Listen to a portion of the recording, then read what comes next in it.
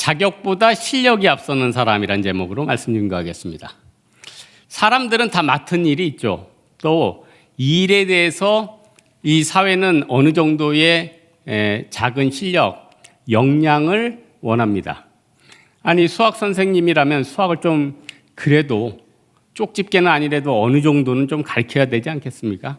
수학 선생님이 너무 못 가르쳐서 도저히 견딜 수 없어서 그 시간에 국어책을 보고 있다. 이것도 문제예요. 또 영어 선생님이면 기본적인 영어는 해야죠. 난 놓고 L자도 모르면 어떡하라고. 그러니까 영어 선생도 좀 기본적으로. 목사가 또 예수를 잘 몰라. 아니, 다른 건 용서할 수 있지만 예수님은 모르겠고 기도는 어색하고 뭐 이래. 그것도 문제예요. 다른 게 부족해도 그냥 기본적인 것만 충실히 해도 이 세상은 사람들이 만족해 나갈 수 있다는 겁니다.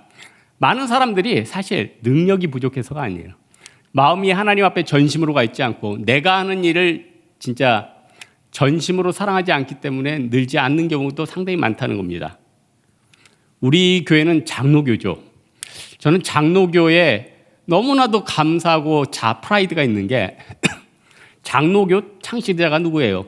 칼빈 아니에요? 이 칼빈이 실력자 아니에요. 기독교 강요를 27살에 썼어요. 저는 27살에 기독교 강요를 읽는 것도 너무너무 힘들더라고요. 생명의 말씀사 상중하 읽는데 너무너무 어려운 거예요. 아니, 그런데 27살 때 이걸 썼단 말이요? 말도 안 돼. 근데 실제로인데. 우리 한국에 온 미국 장로교 선교사들이 우리한테 성경 또 그 다음에 또 선물을 하나 주고 왔어요. 웨스트민스터 신앙고백. 이거는 영국에서 한 5년 정도 영국의 목회자들이랑 신학자들이 기독교 강요처럼 신학을 집대성한 건데 이거 보세요. 신학이 탄탄해요. 그래서 시간 날 때마다 옛날에 공부 다 했지만 웨스트민스터 신앙고백 이건 소요리 말고 대요리는 좀 양이 많아요. 대요리는 틈틈이 봐주고 있어요. 너무너무 괜찮죠. 여러분, 가진 작은 달란트나 가진 실력을 주님 앞에 내어놓으니까 얼마나 후대에 대대손손 영향을 끼치냐는 거예요. 사도 바울은요, 자기의 능력과 실력을요, 자기를 위해 쓰지 않고 하나님 나라를 위해서 썼어요. 당시 교회들이 문제가 있었는데 이 문제를 사도 바울이 자기의 신앙과 자기의 지식으로 해결했다는 거예요. 그 첫 번째 문제가 뭐냐면 할례 받는 문제예요. 우리 많이 들었죠? 신약에서 이 할례 받는 논쟁을 가지고 그렇게 피 터지고 머리 터지게 싸웠다는 거예요. 근데 여기서 우리가 한 가지 봐야 될 게 있는데 신약에 와서 할례 논쟁은 도대체 누가 누구랑 싸운 겁니까? 우리 많은 사람이 이제 착각해요. 유대교를 믿는 유대인들과 그리스도인 간에 싸웠다고 착각해요. 할례 논쟁은 그리스도인과 그리스도인이 싸운 거예요. 그리스도인하고 유대인과 유대교가 싸운 게 아니라 교회 예수 그리스도를 믿는 유대인, 예수 그리스도를 믿는 유대교에서 나온 그 그리스도인들과 이방 그리스도인 간의 논쟁이 붙은 게 이게 바로 할례 논쟁이에요. 그러니까 유대인들은요, 아니 서로 사람같이 안 보는데 무슨 논쟁을 해요? 에? 여러분, 이단하고 뭐 신학 논쟁할 일 있어요? 서로 사람같이 안 보는데? 디도서에 있잖아요. 이단은 한두 번 훈계한 후에 멀리하라. 섞일 수 없는 사람들은 멀리하래요, 성경에. 근데 문제는 뭐냐? 같은 교회 안에서 이게 정의다 하고 주장하는 사람들이 그게 문제 아니에요? 이게 답인데 너는 이걸 왜 안 따라하냐 이거 아니에요. 그럼 미치는 거죠. 내 정의를 제가 인정을 안 하니까. 그래서 사도 바울은 로마서 2장에 물은 표면적 유대인이 아니요 오직 이면적 유대인이 유대인일지라. 할례는 마음이 할지라. 사도 바울은 할례는 마음이 하고 구원을 위해서 꼭 필요한 건 아니다라고 얘기했어요. 그러니 유대교 있는 사람들 난리가 나죠. 난리가. 유대교인들은요, 할례는요 생명이에요. 예? 모세가 할례 안 하니까 모세 와이프가 했죠. 할례 안 하니까 하나님 모세 죽이려고 그러잖아요. 이 할례는요 꼭 해야 되는 것들이에요. 8일 만에 난지 8일 만에 그 아이는 할례를 해야 되는 거예요. 그런데 이 할례를 안 해도 된다. 할례는요 안식일에는 절대로 다른 일을 하면 안 되는데 할례 받는 거는 하게 했어요. 심지어 대속죄일에도 할례 받는 건 하게 했어요. 그러니까 이스라엘 백성들에게, 유대교인들에게 할례는요 생명이에요. 근데 사도 바울이 할례는 구원을 위해서 안 해도 된다. 와, 사람들 미치는 거죠. 사도 바울이 무슨 얘기를 했냐? 로마서 4장에 일하는 자에게는 그 삭시 은혜로 여겨지지 않냐고 보수로 여겨지거니와 일을 하지 아니할지라도 경건하지 아니한 자를 의롭다 하신 자를 믿는 그의 믿음을 의롭게 여기셨나니 일한 것이 없이 의롭다 하심을 받은 사람들의 복에 대하여 다윗이 말한 바 불법이 사함을 받고 그 죄가 가려진 사람은 복이 있고 주께서 그 죄를 인정하지 아니할 사람은 복이 있도단과 같으니라. 그런데 이 복이 할례자에게 두냐 혹은 무할례자에게 두냐? 무릇 우리가 말하기를 아브라함이 그의 믿음으로 의롭게 여겨졌다 하노라. 그런데 그렇게 여겨졌다 하면 할례시냐 무할례시냐? 할례시가 아니라 무할례시라. 아브라함이 할례의 표를 받은 것은 그가 무할례시에 그의 의를 인친 것이니 그가 모든 무할례자의 조상이 되어 그들도 의로 여기심을 얻게 하려 하십니다. 또한 할례자의 조상이 되었나니 이는 많은 사람이 그도로 말미암아. 여러분, 제가 잠깐 할례에 대해서 사도 바울이 쓴 로마서를 인용을 했는데 무슨 얘기합니까? 무할례자든지 할례자든지 중요한 게 뭐예요? 믿음으로 의롭게 된다는 거예요. 이제 예수 그리스도께서 새 언약을 해주셨잖아요. 할례 대신 뭐예요? 세례. 그래서 지금 우리가 할례 대신 세례 받고 있잖아요. 그러면 된 거 아니에요? 그런데 그때 당시에는 이 문제를 도저히 해결할 수가 없으니까 이걸 가지고 예루살렘 공의회에서 회의를 했어요. 그게 유명한 사도행전 15장에 나오는 예루살렘 공의회 회의예요. 그 예루살렘 공의회 회의 때 거기 담임 목사님 누구예요? 야고보, 예수님 첫 번째 동생 누구예요? 야고보, 요셉, 시몬, 유다, 4명의 동생이 있잖아요. 첫 번째 동생이 그래서 예수님이 인간 형님인데 당회장이 됐단 말이에요. 그래서 이 예루살렘 공의회 때 이방인 중에서 예수를 믿은 사람은 할례를 안 받아도 된다 이렇게 해줬어요. 그리고 유대인 중에서 난 꼭 할례를 받아야겠다. 할례 받으라 이거예요. 자유를 줬어요. 그래서 사도 바울이 이걸 가지고 어떻게 했냐? 사도 바울에게는 애제자가 2명 있었잖아요. 디모데하고 디도. 디모데는 엄마 쪽이 유대인 아니에요. 그래서 디모데는 할례를 다 사도 바울이 줬어요. 그러나 디도는 이방인이기 때문에 할례를 안 줬어요. 야, 사도 바울 기가 막혀. 왜 이렇게 똑똑해? 똑 떨어지네. 왜 이렇게 똑똑해? 여러분, 예수님께서 우리 각 사람에게 겉으로 드러나는 것보다 속에 할례, 무릇 할례는 마음으로 할지니라. 마음으로 하라는 거예요. 여러분, 저는 금식이 굉장히 금식 기도가 유용하고 좋다고 생각해요. 그래서 몸에 문제가 없는 사람들은 문제가 생길 때마다 금식 기도하면 줘요. 이번 주 명절이죠. 근데 명절 때는 할 수 없겠다. 전 먹어야지 어떻게 해요, 여러분. 그러나 보통 때 내 문제를 놓고 금식할 일이 있으면 금식해야 되잖아요. 근데 예수님께서 무슨 얘기를 하셨냐면 이렇게 좋은 금식도 금식할 때 너희가 사람들에게 보이려고 슬픈 기색을 내지 말라. 그런 사람들에게 보이려고 얼굴을 흉하게 하느니라. 내가 너희에게 이르노니 그들은 자기 상을 이미 받았느니라. 그러므로 너희는 금식할 때 머리에 기름을 바르고 얼굴을 씻으라. 이는 금식하는 자로 하여금 사람에게 보이지 않고 은밀한 중에 계신 너희 아버지께 보이게 하려 하심이라. 은밀한 중에 계신 너희 아버지께서 갚으시리라. 예수님 또 구제할 때 어떻게 했어요? 네가 오른손이 하는 걸 왼손이 모르게 하여 내 구제함에 있어 하나님 앞에 영광 돌리게 하라. 오른손이 하는 걸 왼손이 어떻게 모르게 해요? 그만큼 은밀하게 하는 거예요. 그래서 조금 뭐 했을 때 구제한 다음에 은밀하게 안 하고 말하는 사람 있죠. 예수님 뭐래요? 이미 저들은 하늘에서 상을 받았다. 이거 목사님들이 되게 하늘에서 상을 빼앗기는 것 중에 하나예요. 설교하다 보면은 자기 온갖 미담과 선행을 다 얘기하게 돼 있어요. 그래서 얼마나 그 좋은 것들을 하늘에서 다 날리는지 몰라요. 우리가 마음 가운데 예수님이 우리에게 어떤 마음을 주시냐면 마음으로 하라는 거예요. 마음으로 하다 보면 하나님께서 길도 열어주시고 또 내 일도 잘 감당하게 해주신다는 거. 마음으로 하면은 여러분이 하는 것들을 지금 마음으로 하고 있습니까? 외식하려고 하고 있지는 않습니까? 외식하면 상이 하나도 없대요. 도대체 그렇게 쓸데없는 게 어디 있겠어요? 남에게 보이려고 그들은 사람들에게 보이려고 회당과 거리 큰 어귀에 서서 기도하느니라. 내가 그들에게 이미 이르노니 그들은 자기 상을 이미 받았느니라. 너희는 기도할 때 골방에 들어가서 문을 닫고 은밀한 중에 계신 너희 하나님께 기도하라. 은밀한 중에 보시는 하나님께서 갚으시리라. 또 너희는 기도할 때 중언부언하지 말라. 그들은 말을 많이 하여야 하나님께서 들으시는 줄 생각하느니라. 그들을 본받지 말라. 너희가 구할 것을 이미 너희 아버지께서 아시느니라. 예수님께서는 우리에게 뭐라고 해요? 하나님이 모든 거 아시고 하나님 다 처리하니까 너의 진실한 마음만 새기라, 이거 아니에요? 실력은 누가 주십니까? 하나님이 주세요. 여러분의 관계는 누가 풀어주십니까? 하나님이 풀어주세요. 여러분, 명절 때라 마음이 두렵고 어려운 사람 있습니까? 나사렛 예수 이름으로 명하는 이 친척들은 물러나. 그럼 여러분들 괴롭힌 친척들 다 나가 떨어져. 나사렛 예수 이름으로 물러나는 이 직장인 나쁜 놈들아 떨어져라. 다 물렀잖아요. 나사렛 예수 이름으로 명하는 이 더러운 마귀들아 물러나라. 여러분 안에 내적에 있는 그 고통과 고난들 다 한 번에 다 나가 떨어져요. 우리 예수님은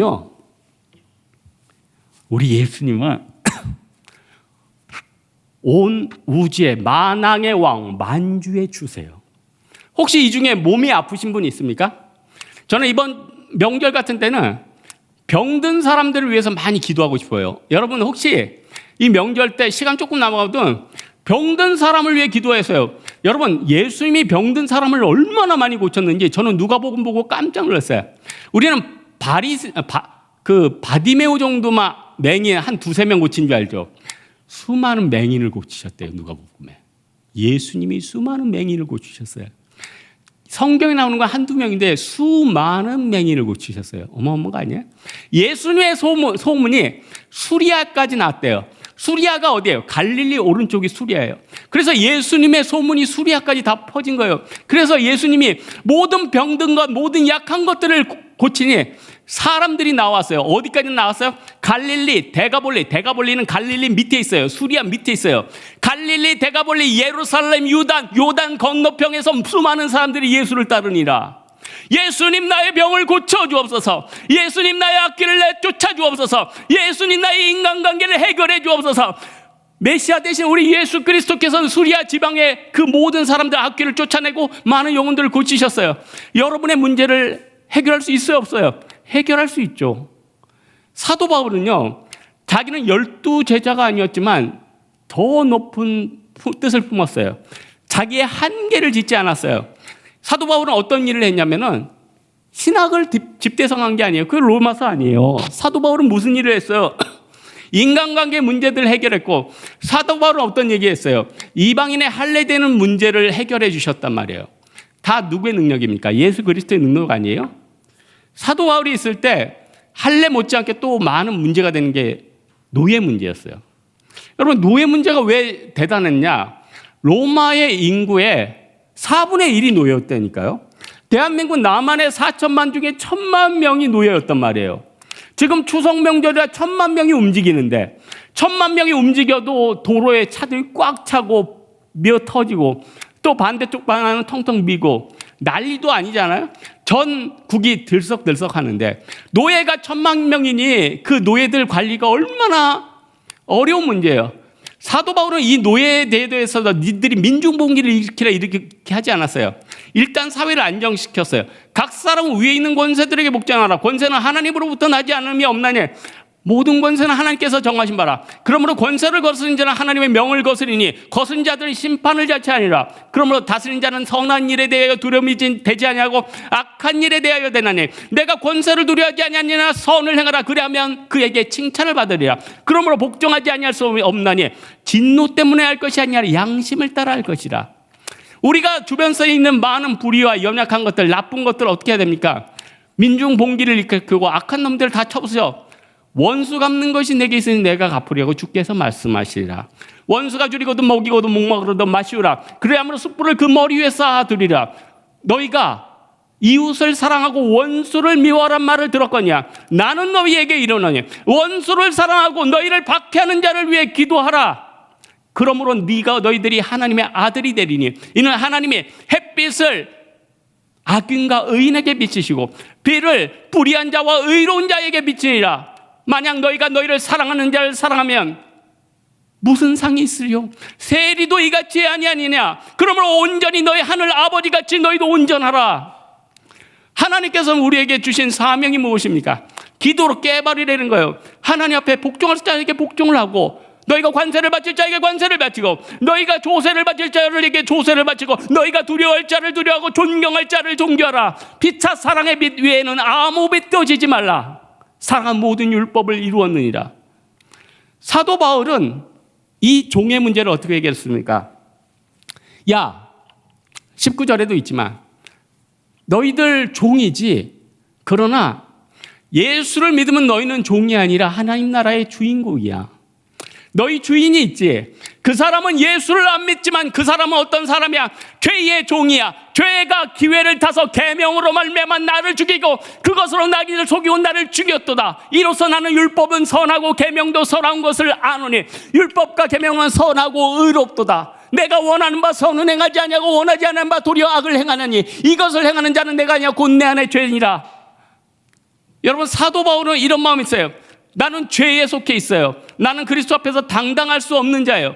그러나 죄가 기회를 타서 계명으로 말미암아 그것으로는 나를 속이고 나를 죽였도다.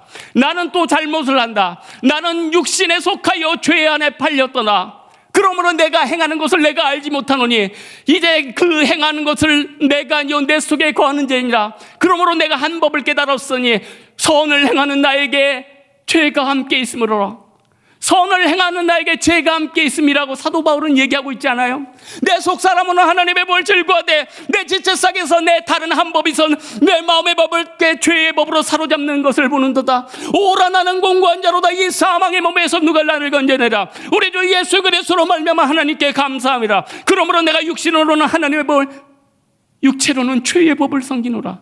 사도 바울은요 맨날 넘어지는 거예요. 맨날 넘어지는 거예요. 근데 아까 로마서 4장 인용했지만 성경에는 자증성이라는 게 있어요. 성경의 질문에 누가 답해요? 성경이 대답해요. 이 죄와 사망에 대해서 이 문제를 어떻게 할까 사도 바울은 고민했는데 그 고민을 또 자기가 묻고 또 자기가 대답해요. 일하는 자에게는 그 삭시 은혜로 여겨지지 아니하고 보수로 여겨지거냐. 일을 하지 아니했을지라도 경건하지 않는 자를 믿는 자의 그의 믿음을 의롭게 여기셨나니 일한 것이 없이 의롭다 하심을 받은 사람들의 복이 되어 다윗이 말한 바 불법이 사함을 받고 그 죄가 가려진 사람은 복이 있고 주께서 그 죄를 인정하지 아니할 사람은 복이 또 단과 같으니라. 이게 무슨 말이에요? 많은 사람들이 죄 가운데 죄의 사고로 말미암아 나는 멸망당할 수밖에 없는데 다윗은 뭐라고 얘기해요? 그 죄를 인정하지 않는 사람에게 복이 있대요. 그 죄를 인정하지 않고 예수 그리스도의 피로 말미암아 깨끗하게 하는 자에게 복이 있다고 하셨어요.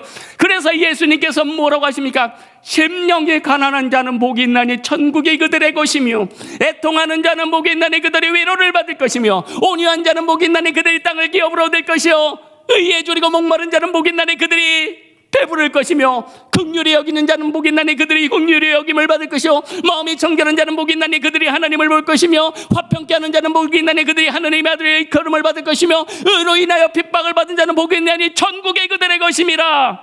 여러분, 우리 마음 가운데 천국이 있습니까? 소망, 사망 권세 물리치고 천국에 대한 소망을 얻어야 돼요. 천국에 대한 소망이 생기면요 이 세상을 능히 감당할 수 있습니다. 하나님 앞에서 기쁨이 뭡니까? 저는 요즘 갈등이에요. 옛날에 에녹처럼 하나님과 동행하고 죽음을 안 맞고 천국에 그런 신앙이었으면 얼마나 좋을까. 근데 요즘은 또 아벨처럼 하나님께서 그 의와 그 재물에 대해서 증언했다잖아요. 그러니까 에녹은 하나님께서 그를 죽음 가운데서 죽음을 보지 않고 옮겨주셨다고 했어요. 그리고 하나님은 그를 기쁘시게 하는 자라고 인정했어요. 그러나 아벨은 그 재물에 대해서 인정하셨고 아벨에게 의로운 자라고 인정하셨어요. 그래서 여러분, 순교도 아무나 하는 게 아니에요. 여러분, 자기의 전 재산도 아무나 드리는 게 아니에요. 너희가 내 땅만 밟는도다. 이사야서 1장에 얘기하고 있잖아요. 이 패역한 백성은 언제까지 매를 맞으려고 그러하느냐. 너희의 머리는 병들었고 너희의 마음은 피곤하여 발끝부터 정수리까지 성은 곳이 없어 상한 것 터진 것 새로 맞은 흔적뿐이거든. 너희가 그것을 짜머싸 매며 부드럽게 기름으로 부드럽게 함을 받지 못하였도다. 오라 우리가 변론하다. 너희 죄가 주홍 같을지라도 눈같이 일 것이요 지 양털같이 진홍같이 붉을지라도 양털같이 희리라.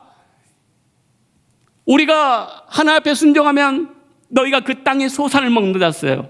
너희가 불순종하면 그 칼에 삼켜진다고 그랬어요. 이사야서 1장에 하나님께서 우리에게 외치는 말씀이에요. 하나님 앞에 우리가 동행하는 게 얼마나 은혜인가. 여러분, 하나님 잘 믿으면 복이 있습니까 없습니까?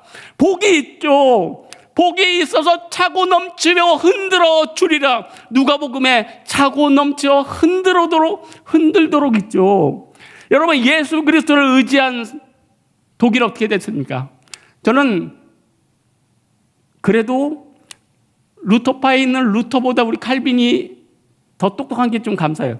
근데 루터도 무식하진 않지. 아니, 성경으로 독일어를 번역했는데 그 무식해요? 아니, 자기는 카톨릭 전체랑 싸우고 그 사이에 짬짬이 성에 들어가지고 독일어 성경을 언어를 다 번역을 했으니 루터도 천재죠. 그렇지만 칼빈도 천재고 하나님이 그들의 재능을 쓰신 거 아니에요.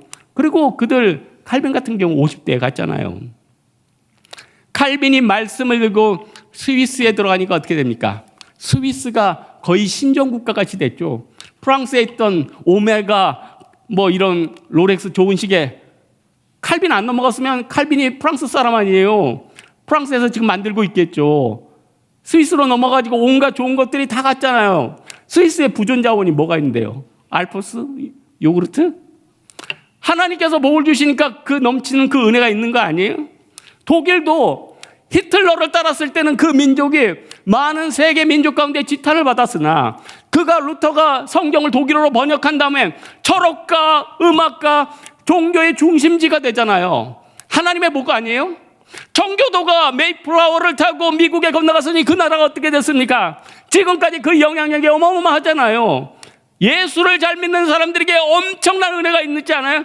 하나님의 말씀을 사모하는 우리에게 얼마나 많은 복이 있겠습니까? 내가 내 하나님 여호와의 말씀을 삼가짓고 내가 내게 명령하는 그의 말씀을 지켜 행하면 내 하나님 여호와께서 너를 모든 민족 위에 뛰어나게 하실 것이라. 내가 내 하나님 여호와의 말씀을 청정하면 이 모든 복이 내게 임하리니 내가 성읍에서 먹고 땅에서도 들에서도 복을 받으리라. 내가 내 몸의 소생과 내 토지의 소산과 내 짐승의 새끼와 양의 새끼가 복을 받을 것이며 네가 들어가도 복을 받고 나가도 복을 받으리라. 여호와께서 너를 대적하기 위해 찾아온 자들이 한 길로 들어왔으나 7길로 나아가리라. 여호와께서 내게 명령하다 내 손에 하는 것과 내 토지에 있는 것 모든 것에게 복을 내리시니니. 예수 그리스도께 순종하고 그 말씀 가운데 있는 사람들은 두려움이 없죠. 그리스도 예수 안에 있는 자들은 결코 정죄함이 없나니 이는 그리스도 예수 안에 있는 생명의 성령의 법이 죄와 사망의 법에서 너를 해방하였으나.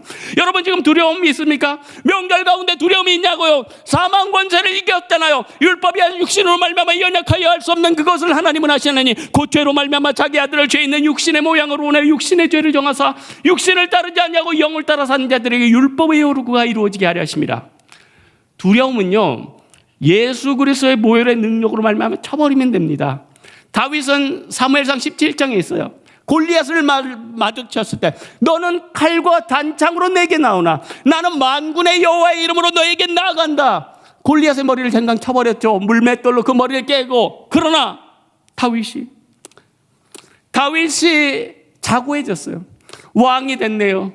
돈이 있어요. 높은 직위가 있어요. 사람들은 칭송합니다. 이제 그를 건드리는 사람이 없어요. 사울이 자기를 핍박했던 건 과거의 일이었어요. 이제는 한가롭게 왕궁을 거느러 바세바와 간음을 하고 또 인구를 조사해서 자기의 기세를 등등하게 해요. 그래도 마음의 두려움이 사라지지 않는 거예요. 그래서 우리 사무엘상하 보면은 다윗을 지키는 30명의 용사가 있댔대요. 그 30명의 용사들은 싸움을 너무 잘하는 사람들이에요. 그럼에도 다윗은 마음에 두려움이 있는 거예요. 내가 목동으로 돈도 없고 직위도 없었을 때는 만군의 여호와의 이름으로 말미암아 이 물맷돌로 이 골리앗은 넘어져라 했을 때 넘어지고 그 악한 마귀가 나가 떨어졌는데 이제는 왕이 됐고 모든 것들을 누렸으나 그러나 이제는 마음에 두려움이 있는 거예요. 여러분, 우리 마음 가운데 왜 두려움이 있습니까? 만군의 여호와 하나님만을 의지하던 마음이 이제는 새서 내가 배에 기름이 낀 거예요. 내가 하나님 앞에 간절히 기도하길 않는 거예요. 내가 금식으로 하나님 앞에 주여 나를 살려달라고 매달리던 그 심령이 가난할 때의 복이 없다는 거예요. 우리가 지금 어떻게 하겠습니까? 다시 심령이 가난한 자는 복이 있나니 천국이 그들의 것이며 애통하는 자는 복이 있나니 그들이 위로를 받을 것이며. 다시 초심으로 돌아와야 된다는 거 아니에요. 다시 초심으로 돌아와야 돼요. 동행이라는 건요, 아무나 할 수 있는 건 아니지만 또 동행처럼 쉬운 것도 없다더라. 예수님께서 부자 청년에게 나를 따르라. 따라갔으면 되는 거 아니에요. 사구에게 명령했으니까 명령 지킨 거 아니에요. 한 사람의 말과 한 사람의 태도가 어떻게 이렇게 인생을 많이 갈라지나요? 오늘 말씀의 결론을 맺겠는데, 제가 어떤 영화 한 10년 전에 나온 영화일 거예요. 그 영화는 참 특이했어요. 6살짜리 꼬마 어린이가 대학생이 될 때까지의 그 감정과 주변 사람들의 변화를 찍은 영화예요. 12년 동안 실제로 매년 스태프들이 15분 분량의 내용을 촬영하고 그 다음에 또 만나가지고 12년 동안 찍었어요. 그러니까 남자 주인공은 6살부터 22살 될 때까지 그대로인 거예요. 그 영화가 끝났는데 그 감독이 그 어린아이에게 그 찍는 동안에 하나도 안 보여줬어요. 얘가 마음에 기름이 끼고 순수한 마음이 사라질까 봐. 그래서 그 순수함을 그대로 담고 싶었던 거예요. 그리고 영화를 개봉을 하는데 시사회 때 누가 가장 많이 눈물을 흘렸겠어요? 그 어린이. 내가 6살 때, 7살 때, 초딩 때, 중딩 때 사춘기를 겪고 부모님이 돌아가시고 어려움을 겪었을 때 그 모습이 그대로 담겨 있으니까 그걸 보고 펑펑 얘가 운 거예요. 여러분, 우리가 나중에 천국에 갔을 때 하나님께서 내 인생을 비디오로 쫙 하는 거예요. 네가 어렸을 때, 네가 힘들었지만 주님 앞에 나서 무릎 꿇었을 때, 너희 자녀들이 말을 안 들었을 때, 네가 굶었을 때, 네가 고통스러웠을 때, 네가 환난에 처했을 때 예수 그리스도께서 은혜의 빛을 너에게 꽉 비춰주고 나를 살려주셨구나. 여러분, 눈물을 철철 흘리게 될 거예요. 아, 만왕의 왕이시고 만주해 주신 주님께서 나를 평생 나와 함께 하셨구나. 예수와 함께 하셨네. 이 고백이 있을 거예요. 여러분, 금주는 우리 명절인 주간입니다. 혹시 먼 친척들을 만납니까? 그들에게 예수를 정하세요. 그들에게 생명 되신 우리 그리스도를 정하세요. 그들을 위로하세요. 그들에게 십자가를 알려주세요.